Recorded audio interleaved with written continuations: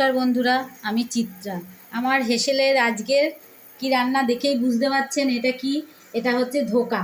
আজকে আমি ধোকার দম রান্না করব। প্রথমে আমি এই যে বাজার থেকে কিনে নিয়ে এসেছি ধোকা। এই ধোকাগুলোকে ভাজাই রয়েছে, কোনো ভাজতে হবে না, খুব তাড়াতাড়ি রান্নাটা হয়ে যাবে।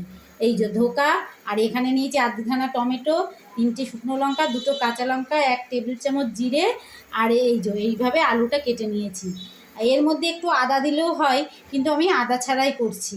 আর এখানে আমি কড়াতে সর্ষের তেল দিয়ে নিয়েছি 4 টেবিল চামচ। এর মধ্যে আমি একটু জিরে ফোড়ন দেব। আমি একটুখানি জিরে ফোড়ন দিলাম, দিয়ে জিরেটা যেই একটু লাল লাল হবে সেই আমি আলুগুলো দিয়ে দেবো।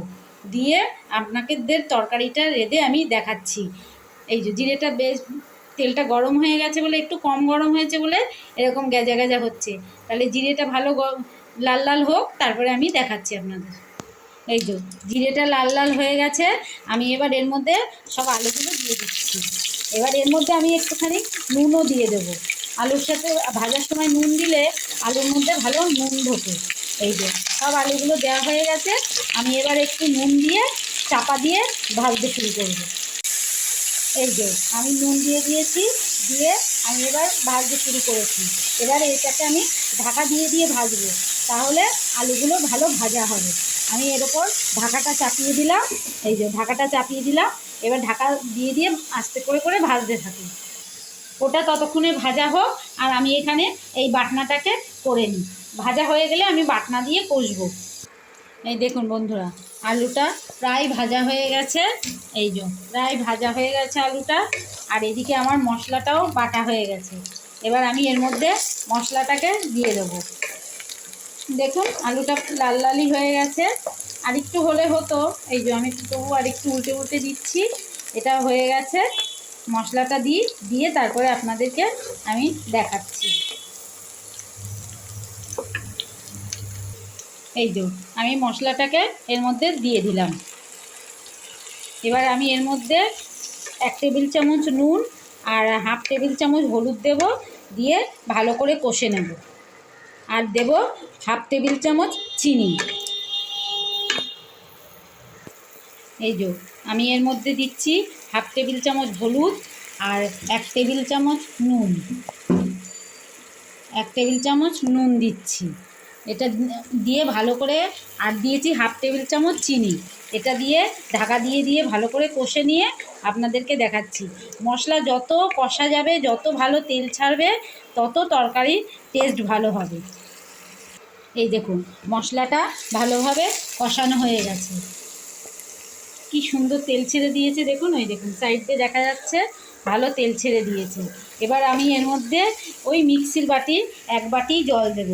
আর জল দেব না। বাটনা করেছিলাম ওই জলটাই দেব, মিক্সির বাটির 1 বাটি। আর জল দেব না। আমি তাহলে জলটা দিয়ে দিই। আমি জলটা মিক্সির বাটিটা করে মেপে ওই 1 বাটি জল দিলাম, কারণ আলুটা একটু সেদ্ধ হতে তো সময় লাগবে। জল দিয়ে দিয়েছি।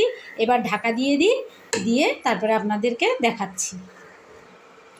দেখুন আলুগুলো প্রায় সেদ্ধ হয়ে গেছে। আমি দেখাচ্ছি আপনাদেরকে। আলুগুলো প্রায় সেদ্ধ হয়ে গেছে। দেখুন নরম হয়ে এসছে। আরেকটু হবে, আরেকটু সেদ্ধ হবে। তাহলে এটা আরেকটু সেদ্ধ হয়ে গেলে আমি এবার ধোকাগুলোকে এর মধ্যে একে একে দিয়ে দেবো। আলুগুলো একদম সেদ্ধ হয়ে গেছে। এবার আমি ধোকাগুলোকে একে একে দিয়ে দেবো এর মধ্যে। আপনারা চাইলে গোটা গোটাও দিতে পারেন, আবার ভেঙে অর্ধেক করেও দিতে পারেন। ধোকাগুলো দিয়ে একটু ভালো করে ফোটাবো। আর আমি এর মধ্যে দেব একটু ধনেপাতা কুচি আর গরম মশলা। ধোকা দিয়ে একটু ভালো করে ফুটুক, তারপরে আমি বাকিগুলো পরে দেবো। একদম হয়ে গেছে। আমি এবার এর মধ্যে ধনেপাতাটা ছড়িয়ে দিলাম। আর আমি এর মধ্যে একটুখানি গরম মশলা দেব, দিয়ে নামিয়ে নেব। কি সুন্দর দেখতে হয়েছে দেখুন বন্ধুরা। আপনাদের যদি ভালো লেগে থাকে তাহলে রান্নাটা আপনারা বাড়িতে করে খাবেন। চটজলদি ধোকার দম। বাজার থেকে ধোকা কিনে এনে আমি তৈরি করলাম। বাড়িতেও তৈরি করা যায়, কিন্তু ওটা একটু সময় সাপেক্ষ। ওই জন্যে আমি এইভাবে দোকান থেকে কিনে এনেই করেছি। ঠিক আছে, আপনাদের যদি ভালো লেগে থাকে তাহলে এই রান্নাটা করে খাবেন, আর অবশ্যই আমাকে জানাবেন যে ধোকার দমটা আপনারা কেমন খেলেন। দেখা হচ্ছে অন্য কোনো রান্নার সাথে। ভালো থাকবেন, সুস্থ থাকবেন, আর অবশ্যই আনন্দে থাকবেন।